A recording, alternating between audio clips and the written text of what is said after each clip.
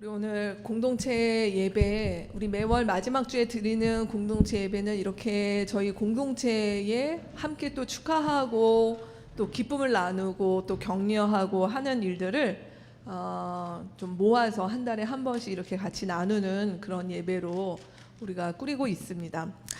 네, 오늘 이렇게 여러분 지금 보신 것처럼 새로운 하늘 가족이, 우리가 이 길을 가는 새로운 하늘 가족들이 우리 공동체에 새로 생기고, 또 풍성한 삶의 기초를 또 마치신 분들이 사실 그냥 교회를 다니셔도 되는데 굳이 또 시간을 내셔서, 어떤 분들은 뭐 저녁에, 새벽에 뭐 아이를 키우며 뭐 이러면서 우리가 이 일을 하는 것이 왜 그럴까요? 저는 그리스도인이라면 우리가 주님의 복음을 우리가 제대로 이해를 하기 시작하면 일어나는 변화가, 이 진리에 우리가 헌신해가는 일들이 벌어지기 시작을 하죠. 그래서 정말 바른 그리스도인, 제대로 교회를 다니는 사람이라고 하면은 이 복음에 헌신하고 그 복음을 위해서 자기 어떤 시간과 개인적인 것들을 내는 것에 대해서 크게 고민하지 않고 이 길을 가게 됩니다. 그런데 오늘날 교회 안에, 이상하게도 교회 안에는 누구나 이런 길을 가는 그리스도인이 돼야 함에도 불구하고 이상하게 우리 안에 있는 것이, 교회 안에 두 종류의 그리스도인이 있는 것 같아요. 그리고 그 구분을 굉장히 자연스럽게 받아들입니다. 그것은 누구냐면, 첫 번째는 아주 평범한 그리스도인들이 있죠. 그 평범한 그리스도인의 약자가 평신도인가요? 네, 평범한 그리스도인. 그래서 그분들은 뭐냐면 덜 헌신해도 되는 사람들, 또 안수받지 않으신 분들, 네, 또 뭐라고 할까요? 전문 어떤 신학 교육을 받지 않은 분들, 뭐 이런 어떤 개념들이 그 평범한 성도, 평신도라고 하는 의미에 있는 것 같습니다. 그에 반해서 이제 특별한, 이제 평범하지 않은 특별한 신도들이 있는데, 이제 그러한 사람들이 소위 말해서 헌신했다 하는 사람들. 그래서 이제 신학교도 가고, 뭐 저처럼 안수를 받고, 또 목사의 타이틀을 받거나 하는 사람들, 이런 사람들은 좀 특별한 성도, 이렇게 우리가 좀 나누는 그런 경향이 있습니다. 제가 이걸 왜 나눈다, 여러분 가운데는 동의하지 않으시는 분들도 있겠지만, 저는 실제로 지금까지 사역하면서 굉장히 많이 경험하는 부분들이 그런 뜻은 아니시겠다 생각이 들지만, 이렇게 이제 많이들 말씀하시죠. 무슨 일이 있으면 목사님 기도를 꼭 하셔야 된다는 거예요. 왜냐하면 목사님 기도빨이 세니까. 네, 목사님 기도를 하셔야 되고, 또 이제 뭐라고 할까요? 인간의, 사람의 탄생부터 죽음까지 이제 꼭 그 자리를 가야 되잖아요. 돌잔치 예배도 가야 되고, 결혼식에도 가야 되고, 아프면 병원에도 가야 되고, 장례도 가야 되는 어떤 그러한 부분들이 마치 목사라고 하는 존재가 가지고 있는 어떤 영험한 것들이 그 자리에 와서 무엇인가를 했을 때 효험이 발생한다 라고 하는 것과 같은 그러한 분위기가 사실 있습니다. 그래서 좀 당혹스러울 때가 있어요. 예. 그리고 이제 막 오셔서 어떤 분들이 이렇게 얘기하시잖아요. 목사님 기도해 주셔서 됐다는 거예요. 굉장히 찔리죠. 저는 이렇게 기도빨이 센지 잘 모르겠는데. 자, 그러면 과연 우리의 고민은 그거죠. 하나님께서는 정말 어떤 사람에게는 그냥 평범한 신도로, 평범한 성도로 만족하게 하시게 하셨고, 이제 어떤 사람들한테는 아주 특별하고 무엇인가 굉장히 능력을 주셔서 특별한 길을 가도록 하셨는가라고 하는 부분인 것입니다. 우리는 오늘 이 부분을 좀 같이 말씀을 통해서 보면서 성경 우리 가운데 무엇이라 하는가라는 것들을 먼저 봤으면 좋겠습니다. 우리가 이런 구분들을 같이 나눌 때 사실 많은 분들이 구약에서부터 이야기를 하세요. 구약에서 보면은, 봐라, 구약에 보면 누가 있는가? 이스라엘 백성이 있는데, 그 이스라엘 백성들 가운데는 특별히 하나님께서 선발한 제사장이라고 하는, 레위지파라고 하는 사람들이 있었다라고 이야기를 합니다. 그래서 구약의 제사장과 레위지파에 해당되는 사람들이 소위 오늘날 교회의 뭐 목사요, 아니면은 뭐 선교사가 되거나 이런 어떤 특별한 부르심을 받은 사람들의 어떤 모델로 이 구약의 제사장이나 레위지파의 사람들을 이야기하는 경우가 있습니다. 자, 그런데 하나님께서 구약에 그들을 왜 세우셨는가라고 하는 것이죠. 여러분의 설교 안에 있는 민수기 28장의 말씀을 저랑 같이 한번 보셨으면 좋겠습니다. 민수기 28장 44절에서 46절 말씀 같이 읽겠습니다. 내가 회막과 제단을 거룩하게 하고 아론과 그의 아들들을 거룩하게 하여 나를 섬기는 제사장으로 삼겠다. 내가 이스라엘 자손 가운데 머물면서 그들의 하나님이 되겠다. 그리고 그들은 바로 내가 그들 가운데 머물려고 그들을 이집트 땅에서 이끌어낸 그들의 주 하나님을 알게 될 것이다. 나는 그들의 주 하나님이다. 오늘 말씀에 보면 무엇이라고 얘기하냐면 구약의 하나님께서 특별히 아론과 그의 아들들, 이들이 레위 지파입니다. 레위 지파에 있는 아론과 그의 아들들을 누구로 삼으냐? 제사장으로 삼는데, 이들을 왜 삼느냐면 그들이 머물면서 성막과 성전에서 하나님을 예배하는 일들을 통해서 이집트에서 나와서 하나님이 누군지 모르는 이스라엘 백성들에게 하나님이 어떤 분이시고 하나님께 예배하는 게 무엇이고 하나님을 따르는 것이 무엇인지를 알려주고 보여주고 가르쳐주는 역할을 하겠다라는 의미에서 제사장을 세웠다라고 하는 것입니다. 근데 이 제사장 가운데 특별히 한 사람이 있어요. 그 사람의 이름은 대제사장입니다. 제사장의 우두머리죠. 이 대제사장은 이 나머지 제사장들이 성전에서 이스라엘 지파를 대신해서 성막과 성전에서 하나님께 예배하고 제사를 드리고 하는 일들을 할 때에 대제사장만이 가지고 있는 아주 특별한 권한이 있는데, 그것은 뭐냐면 대제사장은 1년에 딱 한 번 성막이 있으면요, 성막은 여러분의 머릿속에 텐트를 한번 그려보세요. 요런 이렇게 있는데 여기 아주 좋네요. 우리 건물을 이렇게 쳤을 때 이게 성막 성전이라고 하면 지금 여기에 있는 요 앞에 있는 커튼을 이렇게 쳐볼게요. 여러분의 그림을 그려보세요. 성막 이렇게 치시면 요 안쪽에 이 커튼은 성전은 매일 이게 닫혀 있습니다. 성소에는. 그리고 여기가 지성소라고 부르는 곳이 되는 거예요. 근데 이 지성소는 아무나 못 들어가고 이 지성소에 누가 들어가는가? 대제사장이 1년에 한 번만 들어갈 수 있어요. 근데 1년에 한 번 왜 들어가는가? 이스라엘 공동체 전체의 죄를 가지고 하나님 우리 공동체의 죄를 용서해 주십시오라고 해서 대제사장만이 1년에 한 번 여기를 들어갑니다. 그럼 여기가 지성소가 되고 요 휘장 있는 여기가 이제 성소가 되는 것이죠. 요 성소는 누가 출입할 수 있냐면 이스라엘 백성이 못 들어오고 제사장들만 들어올 수가 있어요. 이렇게 제사장들만. 이렇게 아주 독특한 역할들을 했던 사람들입니다. 그리고 이런 대제사장과 제사장이 속한 이 가문, 우리로 얘기하면 무슨 김씨 이런 이렇게 표현이 될 수 있는데 그게 레위 지파예요. 레위 지파 안에 아론의 가문이 대제사장과 제사장의 일을 했고, 레위 지파의 다른 가문 사람들은 레위 지파의 일들이 있었어요. 그것은 뭐냐?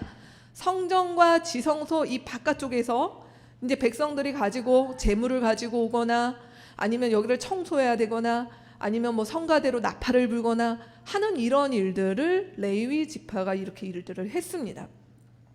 자, 이런 사람들이 있어요. 그래서 이스라엘에는 이 레위 지파는 이스라엘이 총 12지파인데 처음에 레위 지파를 포함해서 12지파로 갔지만 이스라엘의 지파가 요셉이 므낫세 지파로 나뉘게 되면서 레위 지파는 이스라엘 12지파에서 빠지게 되고, 이 12지파에 속하지 않고 레위 지파는 대신 어떻게 하는가? 이들은 자신의 생계를 위해서 생업에 종사하지 않습니다. 그리고 이스라엘 백성이 가지고 오는 11조 또 예물을 드리러 왔던 제사 제물의 일부를 가지고 그들의 생계를 유지하며 살았던 사람들이 바로 이 레위 지파 사람들, 제사장, 대제사장 이들의 모습이었습니다. 자, 구약에는 맞아요. 하나님께서 이스라엘 전체 속에서 한 지파를 택하시고 그들에게 특별한 역할을 주셔서 이 일을 감당하신 것이 맞습니다. 이것이 구약의 가르침입니다. 근데 이랬던 구약의 말씀이 신약에 와서 어떻게 바뀌게 됐는가라고 하는 것이죠. 신약의 말씀에 보면 이제는 우리에게 그 한계가 많은, 사실 대제사장이나 제사장이나 레위 지파도 다 같은 사람이고 하나님 보실 때 다 죄인이었어요. 그렇기 때문에 한계가 있었죠. 근데 이런 한계를 극복하신 분이 누구신가? 예수님이 오셨습니다. 예수께서 오셔서 그분을 누구라고 신약에서 말하고 있냐면 예수께서 우리의 대제사장이 되셨다라고 이야기하고 있습니다. 히브리서 7장 27절 28절 말씀 같이 한번 읽어보겠습니다. 그는 다른 대제사장들처럼 날마다 먼저 자기 죄를 위하여 희생제물을 드리고 그 다음에 백성을 위하여 희생제물을 드릴 필요가 없습니다. 그는 자기 자신을 바치셔서 단 한 번의 이 일을 이루셨기 때문입니다. 사람들에게 약점이 있어도 율법은 어쩔 수 없이 그들을 대제사장으로 세우지만 율법이 생긴 이후에 하나님께서 맹세하신 말씀은 영원히 완전하게 되신 아들을 대제사장으로 세웠습니다. 히브리서 말씀 무엇이라고 얘기하는가? 더 이상 불완전한 인간 대제사장이 우리를 대신하거나 대표하거나 대행하는 역할을 하지 않고 이제는 완전하신 예수 그리스도께서 오셔서 한 번에 우리의 죄를 전체를 사하셨습니다. 그래서 그는 더 이상 지성소로 매번 1년에 한 번씩 들어갈 필요가 없습니다. 그래서 그 놀라운 사건이 뭐죠? 예수께서 십자가에 달려 돌아가신 날 어떤 일이 일어났습니까? 성전의 휘장이 찢어졌어요. 찢어지니 어떻게 되죠? 지성소와 성소의 구분이 없어지는 것입니다. 그리고 예수께서 이제부터는 어떻게 됐는가? 이어서 뭐라고 얘기하시는가? 여기에 레위인 제사장들만 들어가는 것이 아니라 그리스도 안에서 그리스도를 믿는 사람들, 그리스도 안에서 자신의 정체성을 삼은 그리스도인들이라면 누구나 이제는 하나님 앞에 나와서 예배드릴 수 있고 하나님을 만날 수 있고 그분께 나와서 죄사함을 받고 그분의 은혜를 누릴 수 있게 되었다라고 말씀하시는 겁니다. 그래서 베드로전서 2장 5절에서 9절 말씀에 보면 이제 예수께서 우리의 대제사장이고 이제 대제사장이신 예수 안에서 우리 모두가 제사장이라고 베드로 사도가 선포하고 있습니다. 같이 5절과 9절 말씀 같이 읽습니다. 여러분은 예수 그리스도로 말미암아 하나님께서 기쁘게 받으실 신령한 제사를 드리는 거룩한 제사장이 되십니다. 그러나 여러분은 택하심을 받은 족속이요 왕과 같은 제사장들이요 거룩한 민족이요 하나님의 소유가 된 백성입니다. 그래서 여러분을 어둠에서 불러내어 자기의 놀라운 빛 가운데로 인도하신 분의 업적을 여러분이 선포하는 것입니다. 오늘 베드로전서의 말씀에 보면 이제 우리 모두가 제사장입니다. 안수를 받거나 신학교육을 받거나 목사가 된 분들이 제사장이 아니라 그리스도를 믿고 그리스도를 주로 고백한 모든 사람이 제사장입니다 라고 얘기합니다. 그리고 그들은 무엇을 하는가? 이런 일을 이루신 하나님의 업적을 선포하는 자라고 오늘 베드로 사도가 이렇게 정의를 내립니다. 자, 이제 제사장들이 모여서 신약의 교회를 이룹니다. 그 구약의 제사장들인 우리가 모여서 교회가 되는데 그러면 교회는 무엇인가 라고 하는 것이죠. 교회는 어떻게 되는가? 에베소서 말씀에 우리가 그 유명한 말씀이죠. 이제 그 제사장들이 모여서 대제사장이신 예수 그리스도를 중심으로 그리스도의 몸된 교회로 우리가 이뤄가는데 그 그리스도의 몸된 교회는 어떻게 자라고 성장할 수 있는가라고 이야기합니다. 에베소서 4장 11절에서 15절 말씀 같이 읽습니다. 그분이 어떤 사람은 사도로, 어떤 사람은 예언자로, 어떤 사람은 복음 전도자로, 또 어떤 사람은 목사와 교사로 삼으셨습니다. 그것은 성도들을 준비시켜서 봉사의 일을 하게 하고 그리스도의 몸을 세우게 하려고 하는 것입니다. 그리하여 우리 모두가 하나님의 아들을 믿는 일과 아는 일에 하나가 되고 온전한 사람이 되어서 그리스도의 충만하심의 경지에까지 다다르게 됩니다. 우리는 이 이상 더 어린아이로 있어서는 안 됩니다. 우리는 인간의 속임수나 간교한 술수에 빠져서 온갖 교훈의 풍조에 흔들리거나 이리저리 밀려다니지 말아야 합니다. 우리는 사랑으로 진리를 말하고 살면서 모든 면에서 자라나서 머리가 되시는 그리스도에게까지 다다라야 합니다. 에베소서 말씀에서 우리가 무엇이라고 얘기하냐면 우리를 제사장으로 부르셨어요. 우리 제사장으로 부르셨는데 이 제사장들은 어떻게 돼야 되는가? 15절 말씀에 보면 우리가 그리스도를 닮는 데까지, 우리가 그리스도의 장성한 분량에까지 우리가 불렀던 찬양처럼 거기에 이르러야 된다라고 이야기합니다. 그래서 우리 모두는, 저를 포함해서 여기 있는 우리 모두는 오늘 말씀에 보면 어린아이에서 출발을 해요. 우리 어린아이라고 하는 말씀이 13절 말씀에 나오죠. 모든 사람이 그리스도 안에서 어린아이에서 출발을 하는데 어린아이에 머물러 있지 않고 우리 가운데 그 가운데서 성장하고 성숙하여서 우리 가운데 어떤 사람이 생기는가? 더는 어린아이가 아니라 우리 안에 들어온 공동체에 새로 들어온 예수를 믿기 시작한 아직은 어린아이와 같은 신앙 상태에 있는 사람들을 돌볼 수 있고 그들을 케어할 수 있고 성장시킬 수 있는 목사와 사도와 이런 사람들, 즉 말해서 영적 어른에 해당되는 사람들이 공동체 안에 있다라고 이야기합니다.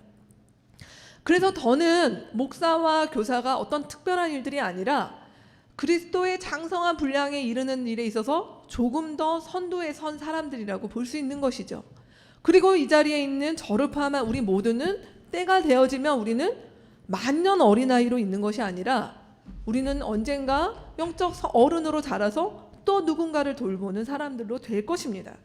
그것이 교회 안에 있는 두 부류의 그리스도인이라고 할 수 있는 것이죠. 누군가를 준비시키는 사람, 양육자, 그게 목회자입니다. 목양자. 그것은 꼭 안수를 받고 안 받고 상관이 없습니다.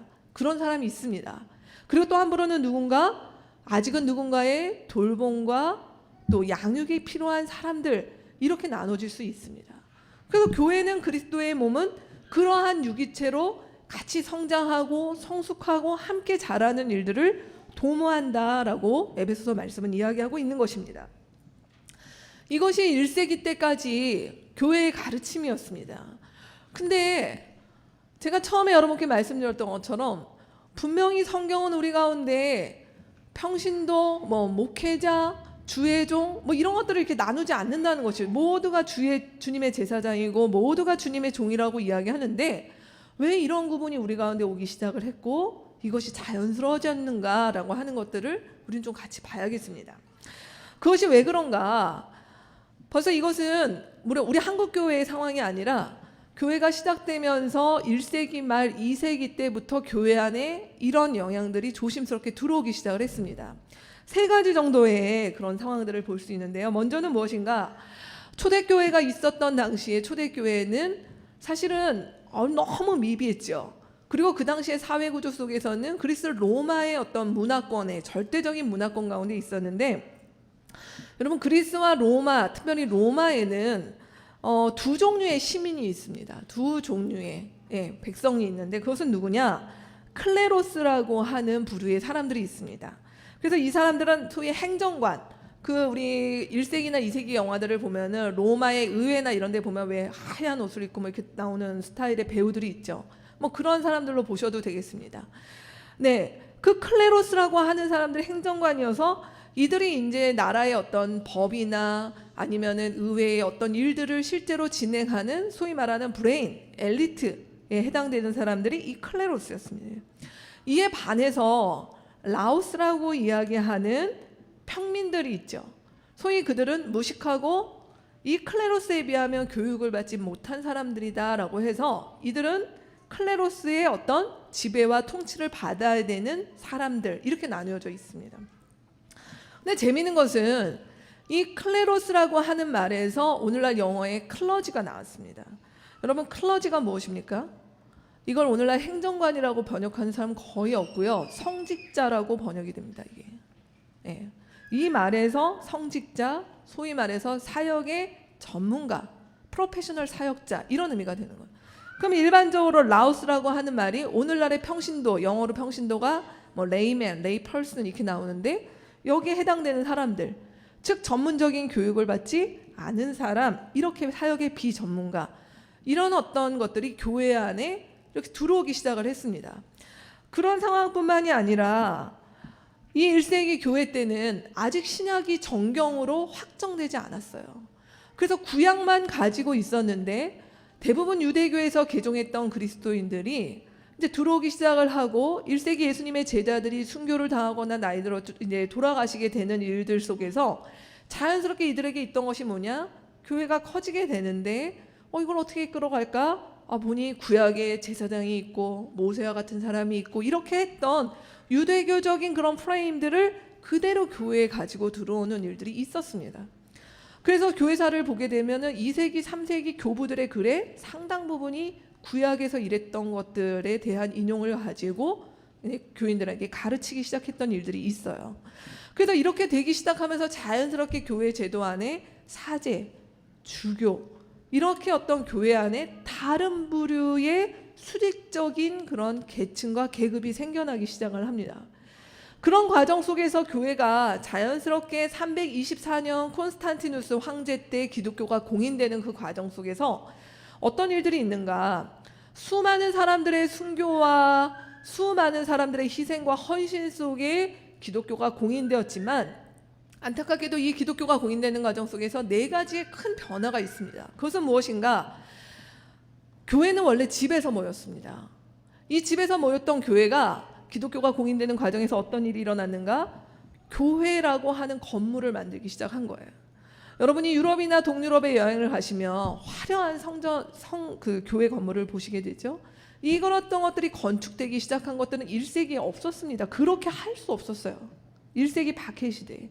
근데 기독교가 공인되면서 더 이상 집에서 모이는 교회가 아니라 교회라고 하는 건물을 짓고 그 건물을 화려하게 치장하면서 이것이 교회라고 되기 시작을 했어요.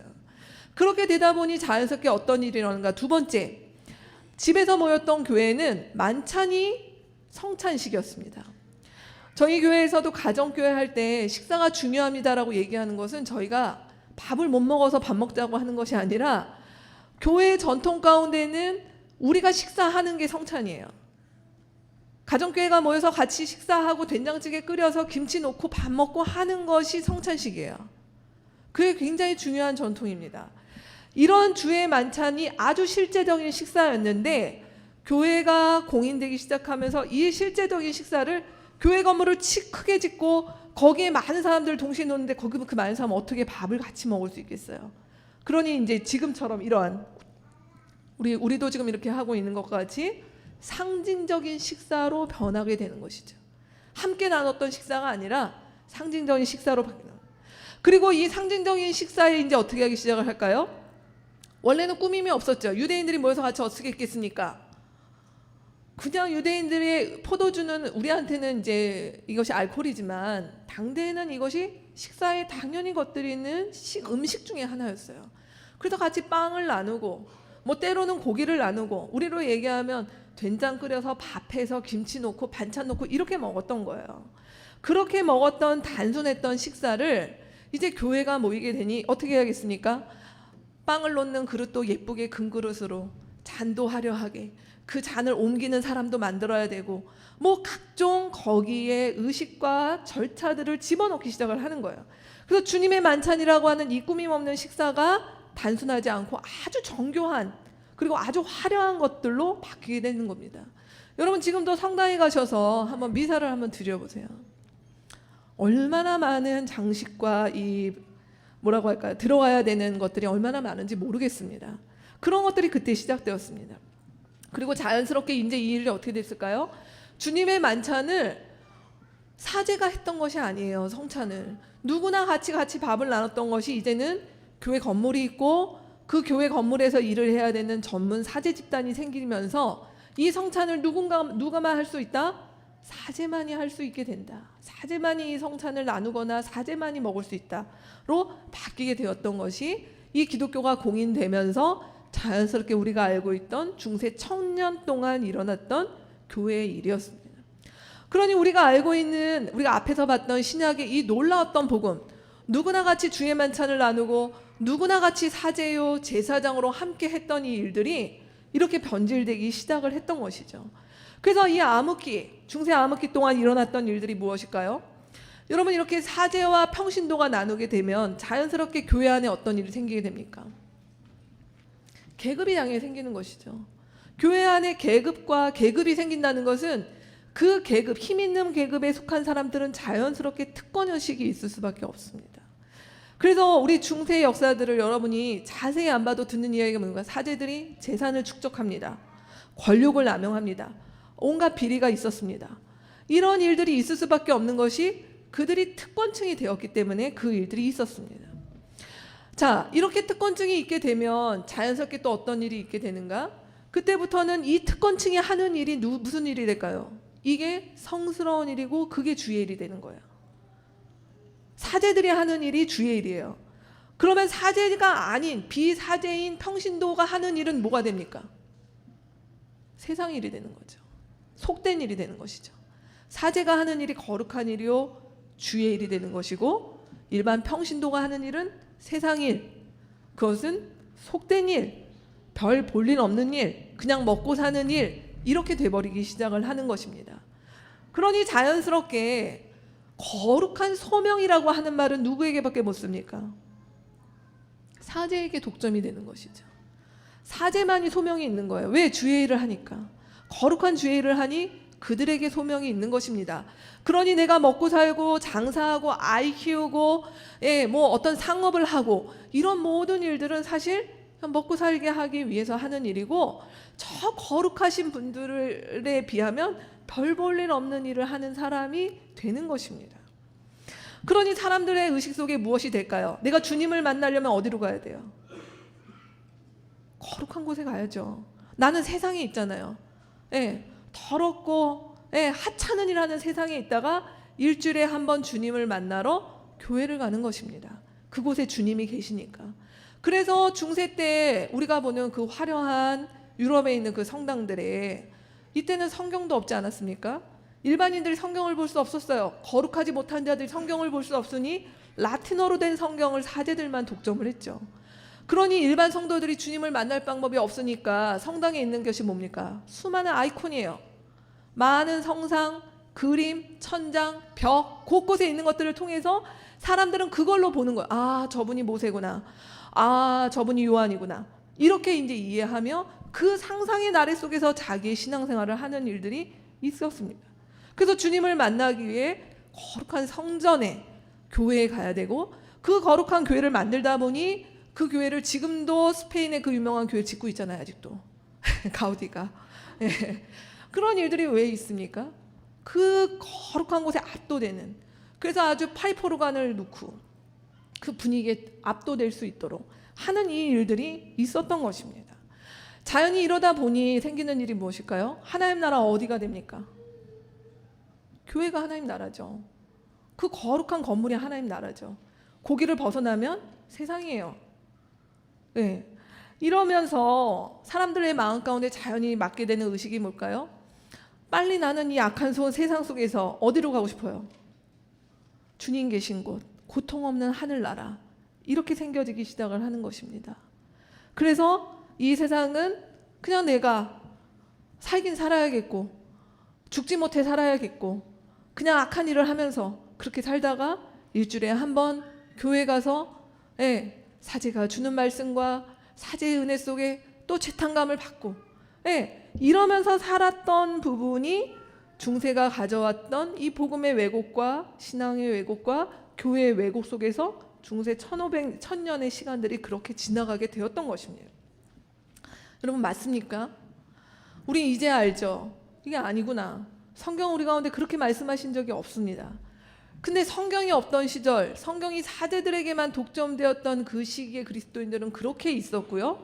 그렇기 때문에 우리가 알고 있는 것처럼 이때 나왔던 것들이 천국을 바로 못 가고 선행으로 가야 되고, 그리고 선행도 안 되면 연옥에 머물러 있어야 되고, 뭐 이러한 일들이 수많은 교리와 잘못된 것들 속에서 많은 사람들이 사실은 정말 그 복음의 깊 가운데 그리스도께서 우리 가운데 주신 이 놀라운 해방의 복음을 누리지 못한 채 지나왔던 시간이 그 중세 시간이었다 해도 과언이 아닙니다. 이런 일들 속에 마침내 1517년 우리 루터와 또 그 종교개혁자들에 의해서 종교개혁이라고 하는 것이 일어났죠. 제 설교안에 여러분께 드린 대로 이 종교개혁이 내세웠던 5가지 가치가 있습니다. 여러분 거기 있는 것처럼 오직 성경, 오직 믿음, 오직 예수, 오직 은혜, 오직 영광이라고 하는 이 가치를 내세우면서 더 이상 사제들에게 집중되었던 성경과 성례와 이 모든 것들이 아니라 그리스도 앞에 우리는 선행으로 구원받는 것이 아니라 믿음이요, 그리고 우리는 사제들의 어떤 다른 성경 해석과 말씀이 아니라 오직 성경이기에 이때 루터에 의해서 많은 종교개혁자들에 의해서 모국어로 성경이 번역되는 일들이 이 시기에 같이 일어나기 시작을 했던 것입니다. 그리고 루터가 얘기했던 바로 이 모든 일들 누가 하는가? 루터가 얘기했던 만인 제사장이다 라고 얘기하는 것들을 베드로의 말씀을 통해서 우리 모두가 제사장이다라고 하는 당시로서는 거의 금기시되는 발언이었는데, 루터가 그 일들을 터뜨리면서 이 종교개혁을 통해서 이 구교에서 신교로 우리 개신교가 나오게 되는 그 일들이 있게 되었습니다. 근데 안타까운 것은 이 종교개혁은 미완의 종교개혁이었다라고 하는 부분이에요. 왜 그러는가? 이 종교개혁을 통해서 성과는 무엇이냐면 왜곡되었던 구원관이 바르게 교정되면은 있어요. 더 이상 우리가 주님을 믿음으로 구원을 받는 것이지 우리의 선행이나 다른 어떤 것들이 구원에 개입될 수 없다라고 하는 부분은 바르게 정립되었습니다. 하지만 그럼에도 불구하고 이 종교개혁은 우리를 그렇게 구원하신 분이 교회로 부르셨는데 그 교회는 모두가 제사장이요 모두가 하나님 앞에 성자요라고 하는 것들을 극복하는 데는 이르지 못했다라고 하는 것이에요. 그렇기 때문에 천주교가 가지고 있었던, 구교가 가지고 있었던 사제와 평신도의 요 프레임이 그대로 개신교 안에 들어와서 사제가 목사가 되는, 그리고 또 역시 성도가 있는 이 구조는 사실 극복되지 못한 채 지금까지 왔던 것 같습니다. 자, 이런 개신교의 흐름 속에 한국교회는 우리가 19세기 말에 한국교회가 선교를 받아서 한국의 복음화가 시작이 되었는데요. 이 한국교회는 어떤 흐름 가운데 있는가? 이와 같은 미완의 종교개혁에다가 한국교회가 가지고 있었던 한국의 상황, 유교문화라고 하는 뿌리 깊은 이 전통이 같이 맞물려서 이 한국교회의 상황 가운데 있습니다. 우리가 유교문화라고 하는 것이 뭐 꼭 배척하거나 나쁜 것만은 아닌데 유교 문화가 가지고 있는 몇 가지 특징이 있죠. 남성 중심, 또 권위주의, 또 수직적인 위계 질서, 위아래가 있는 이런 부분들이 교회 안에 들어오다 보니까 자연스럽게 한국교회 안에 가지게 되는 흐름들이 무엇이냐면 하나님의 백성, 열심히 교회 다니는 사람, 열심히 예수 믿는 사람 대부분 어디 가는 줄 아십니까? 신학교 갑니다. 조금 그분이 헌신하면 고민하기 시작합니다. 내가 이런 어떤 속세의 직업을 뭐 이런 거 하지 말고 힘들어도 내가 신학교를 가서 주의 일을 해야 되는 것이 아닌가, 이런 고민을 하시는 분들이 정말 많이 계십니다. 그리고 그런 고민 끝에 사실 신학교를 오시는 분들 있고요. 네, 그렇게 해서 신학교를 들어오시는 분들이 신학교 안에서, 저도 그랬지만 제가 나온 학교는 아주 대표적으로 이것을 아주 강조하고 강화하는, 그래서 들어오자마자 무엇이라고 얘기하냐면 이곳이 선지동산이다 이렇게 얘기합니다. 이 학교는 선지동산이요, 여러분은 주의 종이요, 이렇게 이제 얘기를 합니다. 그래서 그런 마인드를 아주 강하게 훈련을 받는 것이죠. 우리는 구별된 사람이다, 우리는 주를 위해서 목숨 내놓고 가는 사람이다, 이게 이제 전제가 있는 부분입니다. 다 틀린 것은 아닌데 그렇게 되다 보니 자연스럽게 이 신학교를 졸업하고 목사 안수를 받게 되고, 근데 목사 안수 날이 되면 소위 가운이라고 하는 것을 입게 되죠. 저희 교회 가운을 안 입잖아요. 저는 앞으로도 안 입을 겁니다. 목사 안수 때 어쩔 수 없이 맞췄는데 그걸 왜 맞춰 입습니까? 여러분과 내가 다르다라고 하는 것을 옷에서 이미 메시지를 주고 있는 거죠. 여러분들과 나는 다릅니다 라고 하는 부분을 주는 것이죠. 그렇게 해서 그런 가운을 입고 신학교를 가고 목사가 되면 그때부터 우리 하나님의 종님들이 되시잖아요. 네, 종님이 되셔서 하십니다. 제가 지금 이렇게 말씀드리는 것이 다 나쁜 의미로만 이야기를 드리는 것이 아니라 한국교회의 현실입니다. 그리고 생각보다 많은 목회자님들 가운데 본인을 여전히 이 프레임 속에서 두고 내가 일반 성도와는 다르고 나는 거의 구약의 제사장이다 라고 하는 의식으로 계시는 분들이 생각보다 많으신 것 같습니다. 좋습니다. 뭐 목사님들은 우리 그렇게 가는 걸로 합시다. 근데 이런 일들이 또 어떤 일들을 우리 가운데 만들어냈는가?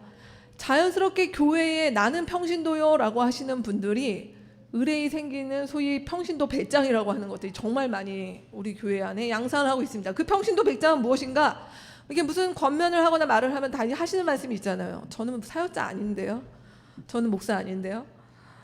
우리가 성경에 대해서 우리가 모든 사람이 사제요, 모든 사람이 우리 하나님의 제사장이라고 얘기했고 모두가 하나님의 말씀을 볼 수 있다고 얘기하지만 내가 성경에 무지하거나 성경을 잘 안 보거나 내가 영적으로 어떤 게으름을 하거나 많은 일들 속의 전제는 내가 목사면 했지, 내가 목회자냐? 뭐 이런 어떤 것들이 우리 안에 있습니다. 제가 뭐 사역자인가요? 제가 목자인가요? 네, 제가 뭐 이런 전제가 있는 것들 속에 우리는 난 괜찮아, 난 사역자가 아니니까 라고 하는 것들 속에 은연중 우리 안에도 무엇이 있는가? 네, 사역자는 그렇게 해야 되고 비사역자인 우리는 할 수 없어, 내지는 그렇게까지 할 필요가 없어 라고 하는 것들이 있습니다. 그러면서 자연스럽게 생기는 것들이 또 뭐가 있을까요? 목회자들은, 교회 목회자들은 뭐 하는 사람입니까? 네, 우리의 어떤 필요들을 채워주는 사람이죠. 내가 힘들 때 나를 위로해주고 기도해주고, 나 대신 기도하고, 나 대신 말씀 보고, 나 대신 봉사하고, 나 대신 사람 챙기고, 네, 이런 것들을 잘하는 슈퍼 울트라 목회자를 한국교회 분들이 너무 많이 원하시는, 말씀도 잘해야 되죠, 찬양 인도도 잘해야 되죠, 사역자 구하는 광고에 나오는 게 뭡니까? 대형 버스 운전도 해야 돼요. 네, 버스 운전도 해야 되죠. 다 해야 됩니다. 왜요? 당신은 목회자잖아, 당신은 평신도가 아니잖아 라고 하는 부분 속에 그렇게 교회가 가고 있는 것입니다. 자, 교회를 다시 생각해 보시죠. 여러분, 이게 맞습니까? 이거 아닙니다. 이거 아닌데도 너무 오랫동안 이것이 우리 안에 고착되어서 사실 우리가 이것을 완전히 극복하는 것은 너무 어렵습니다. 그럼에도 불구하고 우리는 고민해 봐야겠습니까? 다시 우리가 한번 질문해 봅시다. 교회가 무엇입니까? 교회는 그런 곳입니까? 목사님 메뉴에 있고, 목사님 밑에 장로님들이 있고, 장로님 밑에 안수 집사가 있고, 그 밑에 집사가, 중간에 권사님도 넣어야겠네요. 권사님도 있고, 이런 조직입니까? 성경 우리 가운데 그렇게 이야기하지 않습니다. 성경 우리 가운데 무엇이라고 얘기합니까? 우리 모두가 누구라고요?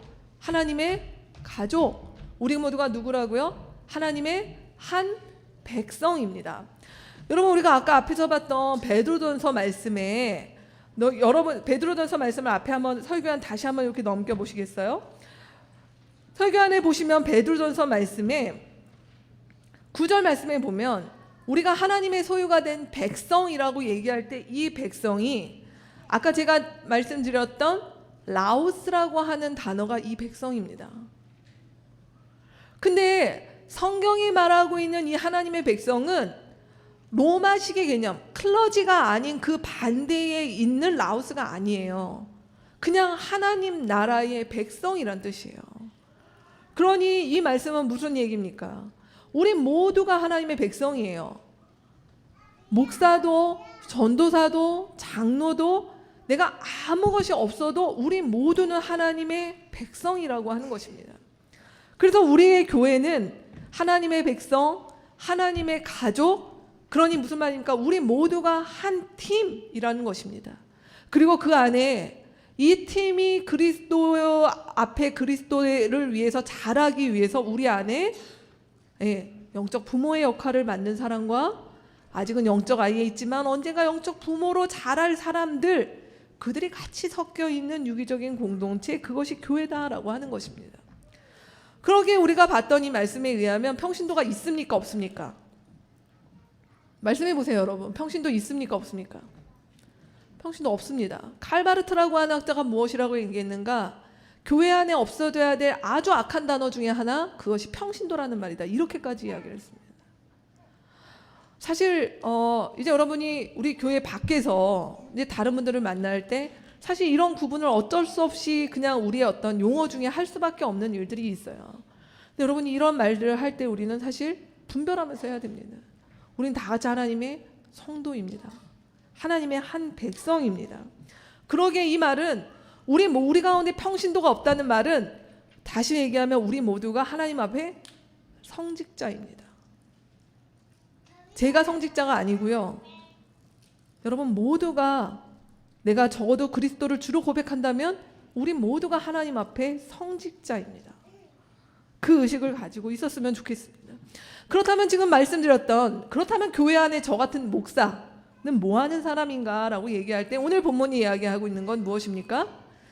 목사는 다른 것이 아니라 교회의 맨 꼭대기에서 무엇인가를 지시하고 카리스마가 넘쳐서 이렇게 이야기하는 그런 사람이 아니라, 저는 사람을 키우는 사람, 각 사람을 그리스도와 지체를 맺고 그리스도와 관계를 맺을 수 있도록 돕는 일을 위해서 준비된 사람입니다. 만약 여러분이 보셔서 저희 부부가 몇 년을 지나도 도저히 그 자격이나 능력이 안 된다라고 얘기한다면 교인 총회 때 정직하게 말씀해 주셔야 됩니다. 아니신 것 같습니다 라고. 맞습니다. 그것이 맞습니다. 그러나 어쨌든 저희는 그 사명을 가지고, 그 부르심을 가지고 지금 교회에 임하고 있는 것입니다. 그러기에 여러분, 우리 교회에서 우리가 평생 신앙생활을 할지, 하나님께서 우리를 또 어떻게 인도하셔서 여러분이 해외에 지방에 어떻게 가실지 모르겠지만, 바른 목회자를 여러분이 선택하시는 기준을 말씀을 드릴게요. 바른 목회자는 각 성도가 목회자에 의존하지 않고 그리스도를 의존하게 만드는 사람입니다. 우리 목사님 너무 좋으시고 너무 훌륭하시고 설교도 너무 잘하시고 좋습니다. 근데 그 설교자를, 그 목회자를 의존하기 위해서 주님께서 우리를 부르신 게 아니에요. 우리가 그리스도를 의존하고 그리스도께 자라가도록 하기 위해서 부르셨음을 알 때 그 일을 제대로 하는 분이 바른 목회자라고 할 수 있습니다. 자, 그렇다면 이제 우리는 어떻게 할 것인가 라고 하는 부분이죠. 자, 우리 나들목 일상 공동체는 여러분과 함께 이렇게 길을 가기를 원합니다. 첫 번째는 무엇인가?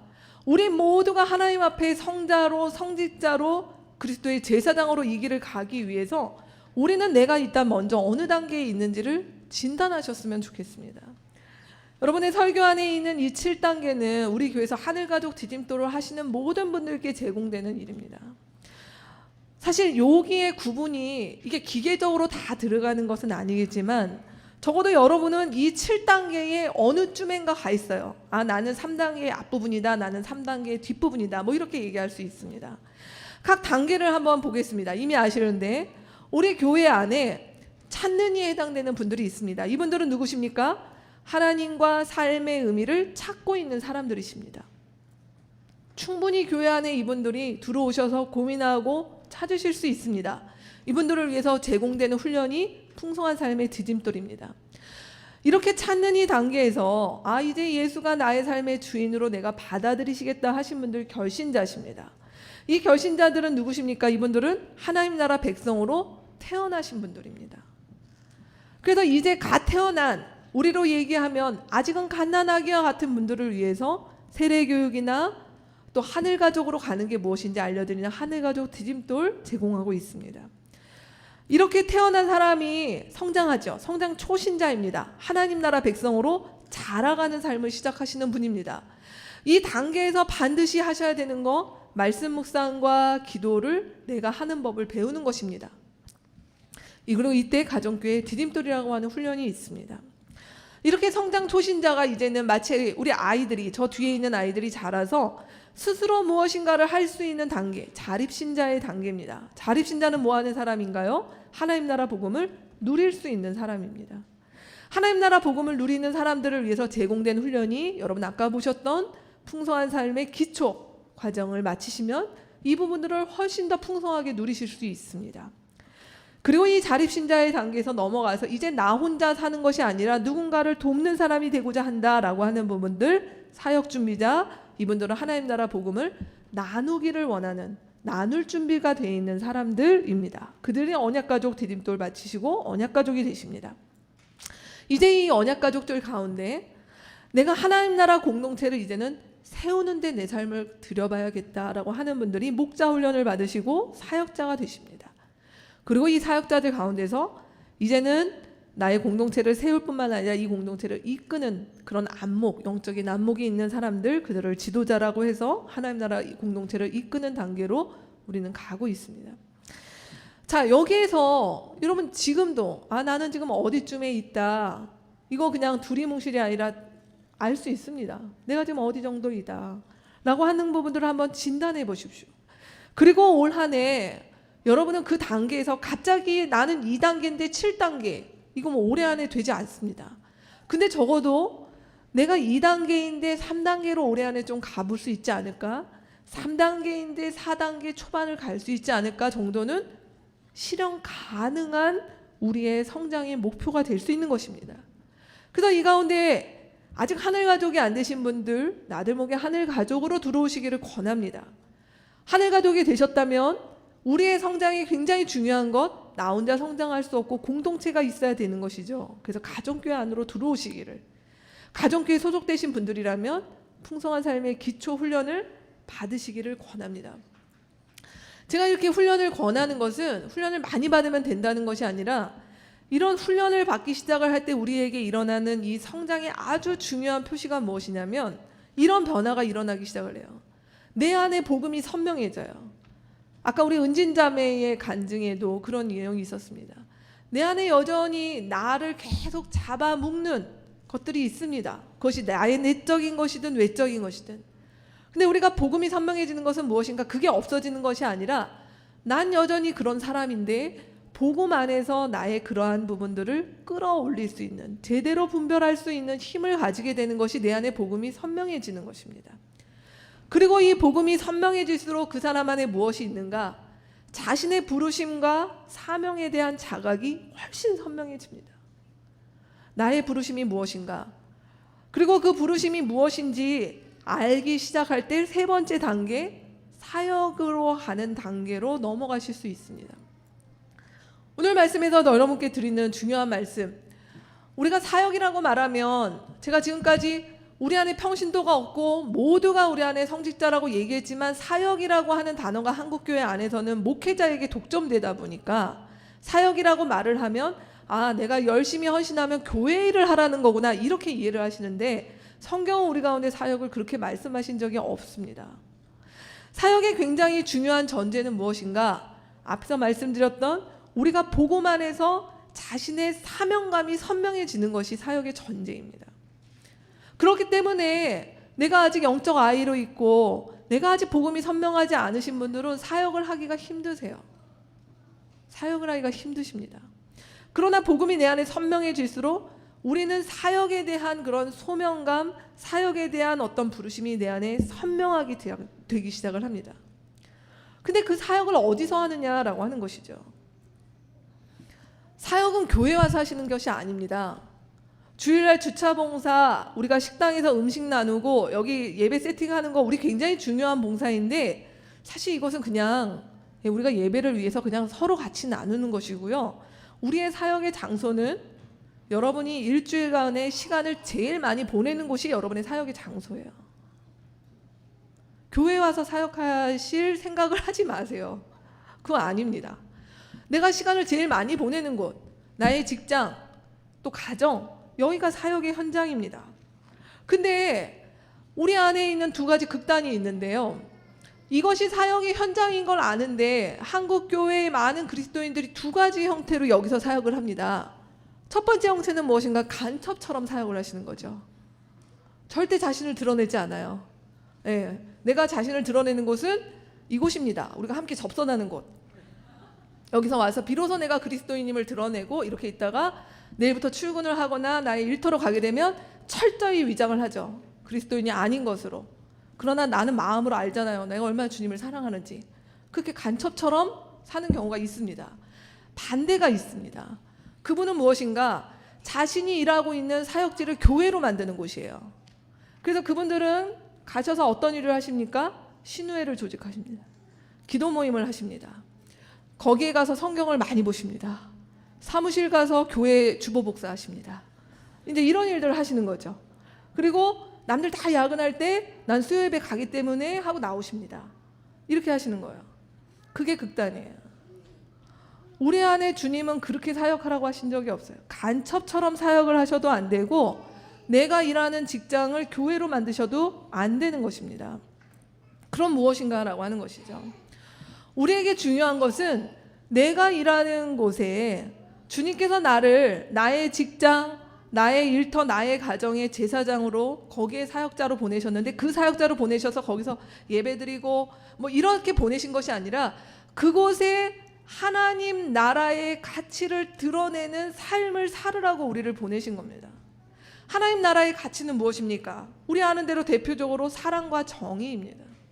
내가 일하고 있는 일터 속에 내가 일하고 있는 그 노동의 의미와 가치 속에 우리 회사의 매출액 가운데 내가 일하는 학원에서 아이들을 모집하고 가르치고 성적을 올려야 되는 일들 가운데 그 속에 하나님 나라의 가치인 사랑과 정의를 얼마나 증진하고 있는가 하는 것이 우리의 부르심의 고민이고 우리의 사역의 내용이라고 하는 것입니다. 그래서 거기에 단계에는 이것도 우리로 하여금 사실 굉장히 고민이 깊어요. 제가 여러분의 설교 안에 드린 거 여러분 이 가운데 어딘가에 있으실 거예요. 내가 일하고 있는 일터가 최악인 곳이 있습니다. 최악. 하나님 나라의 가치 도대체 드러낼 수 없고 내가 정말 거기서 매일 일하는 것이 전쟁터와 같은 우리 가운데 제가 딱 보니까 우리 엄족 자매가 일하고 있는 곳이 좀 그러지 않을까 맨날 이렇게 고민을 많이 하고 있어서 그런 생각이 좀 들어 보입니다. 너무 힘듭니다. 가서 이렇게 내가 좋은 마음으로 하려고 했다가도 다 부하가 치밀어 오르고 하는 곳이 있습니다. 근데 우리의 목표는 이 최악을 최선으로 사실 만드는 것이 가장 이상적인데요. 여러분께 제가 드린 것처럼 우리의 씨름은요, 이 최악을 차악으로 만드는 일일 수도 있어요. 네.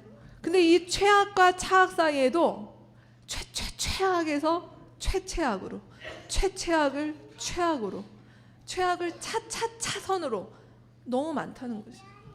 제가 무슨 얘기를 드립니까? 우리가 모든 곳에 가서 내가 오늘부터 그리스도인이야. 성질도 안 내고 착한 일을 하고 남들의 굳은 일 내가 다 하고 어찌 보면 굉장히 바보 같은 모습이잖아요. 그렇게 살면서 내가 속으로는 욕이 나오지만 겉으로는 이렇게 하는 그러한 모습으로 여러분께 있는 것이 아니라 우리의 고민은 이 세상의 깨어짐 속에서 사실은 그 최악의 속에서 내가 있기 때문에 이 최악이 최악이 가는 것을 막는 보루가 되는 역할을 사실 감당하고 있는 사람들도 우리 가운데 있다는 것입니다. 근데 하나님이 우리의 그것을 너 지금 사역 잘하고 있다라고 말씀하신다는 거예요. 우리가 차선인 곳을 거기서 이 차선이 지금 얘기 들었던 것처럼 더 악해지지 않도록 내가 하는 일, 그것을 위해서 내가 고군분투하고 씨름하고 때로는 몸을 상하고 야근을 하고 밥을 제때 못 먹고 하는 일들 보면서 주님이 너 잘하고 있다, 너 사역 제대로 하고 있다 하는 그 격려와 위로의 말씀을 내 삶 가운데 들을 때 그것이 사역하고 있는 것입니다. 그냥 우리 안에 직장은 그런 곳이야, 우리 상사 우리 동료 정말 막 하면서 이렇게 하는 그러면서 그냥 다 지옥 가버려라 하는 그러한 모습이 아니라 우리 안에 그들과 같이 씨름하며 그렇게 살아가며 비록 내가 그 속에서 주님 보실 때 우린 그런 마음이 있잖아요. 가서 이 사람들 싹 전도해서 우리 교회 다 데리고 나와서 예수 믿게 하고 이런 것들을 하고자 하는 열망이 우리 안에 비록 있다 하더라도 그런 단계로 우리가 가기 전까지 해야 될 일들은 무엇인가? 사실은 씨름하는 일, 가슴 아픈 일, 부당한 일을 겪는 일. 근데 그 속에서 우리는 막 휩쓸려 가는 것이 아니라 나 때문에 우리 조직이, 내가 몸담고 있는 회사가, 우리가 하는 일들이 더 나빠지고 더 악해지고 세상을 더 나쁘게 만드는 그 일들을 조금 멈출 수 있다면, 조금 그것들을 상승시킬 수 있다면 그것이 우리 주님이 이 깨어진 세상을 회복하는 일에 우리 모두가 사역하고 있는 것입니다. 가정에서도 마찬가지일 것입니다. 근데 이 모든 일들의 전제는 우리 자신이 망가뜨리지 않는 것입니다. 우리가 우리 자신을 불사르고 망가뜨리는 일들을 주님께서 때로 하게 하실 때가 있죠. 그렇기 때문에 순교하는 분들도 계시고 하시는 분들이 있습니다. 그러나 분별하셔야 됩니다. 내가 지금 그 일을 하는 것이 맞는데 내가 망가져요. 내가 손상을 입어. 나의 삶이 너무나 깨져요. 고민하셔야 됩니다. 거기가 내가 계속 그렇게 버티고 있어야 되는가? 라고 하는 것들을 고민해 보시죠. 그러면 사역지를 옮겨야 되는 것이죠. 나의 일터를 옮겨야 되는 것이죠. 내가 바꿀 수 있는 것들을 바꿔야 되는 것이죠. 그것이 우리가 사역하는 우리의 성도로 우리의 직장과 우리의 삶터 속에서 고민하고 붙잡고 가야 될 지점인 것입니다. 말씀 맺겠습니다. 오늘 많은 순서들이 앞에 있어서 시간에 좀 압박을 받고 있는데, 여러분 내년이 종교개혁 500주년입니다. 2017년이. 올해가 499년이고요. 저희 교회는 참 감사하게도 종교개혁 기념주일이 저희 교회 창립예배 주일과 맞춰 있습니다. 종교개혁의 정신이 무엇입니까? 우리 같이 나눴었죠. 오직 성경, 그리고 그 오직 성경을 누구에게 사제가 아니라 만인제사장이다 라고 하는 것들을 500년 전부터 외쳤던 것이 사실 아직까지도 우리의 교회 안에, 세계 교회 안에 이것이 이루어지지 않은 것 같습니다. 여러분, 우리는 어떻게 하겠습니까? 우리가 이 일들을 우리 만인제사장으로 하나님 앞에 우리가 부름 받았다면 이제는 저희를 바라보시는 것이 아니라 내가 아침마다 하나님의 말씀을 읽고 묵상하고 그것을 그룹에서 같이 나누고 같이 기도하고 나가 하나님께서 부르신 나의 직장과 일터를 어떤 다른 시선이 아니라 여기가 내가 사역지구나, 여기서 내가 이번 한 주도 하나님의 사랑과 공의를 드러내야 되는 일들이 무엇인가를 고민하고 씨름하고 그것 때문에 때로는 과로하고 하는 일들을 너무 두려워하지 마시면서 우리가 그렇게 부름받은 한 성도로 각자의 자리 가운데서 우리가 씨름하며 가는 그러한 교회로 우리 나들목 일상 공동체가 세워져 가기를 원합니다. 그리고 그렇게 씨름하며 자랐던 사람들, 우리 교회의 리더들로, 우리 교회의 영적 부모로 자라서 그분들에 의해서 그런 어른들이 있어서 교회에 또 자라나고 있는 분들을 그렇게 이끌어 줄 수 있는, 내가 이렇게 하고 있노라 하면서 같이 끌어주는 그런 아름답고 멋진 공동체로 우리 교회가 자라갔으면 좋겠습니다. 우리 모두는 부름받은 한 성도입니다. 우리에게 평신도는 없습니다. 우리 모두가 주님께서 부르신 성직자입니다. 우리 삶의 성직자요, 우리 삶의 성자요, 그리고 우리 모두가 주님 나라의 그런 부름받은 한 성도임을 잊지 마시고 새롭게 시작되는 한 달 그렇게 살아가는 저 여러분 되셨으면 좋겠습니다.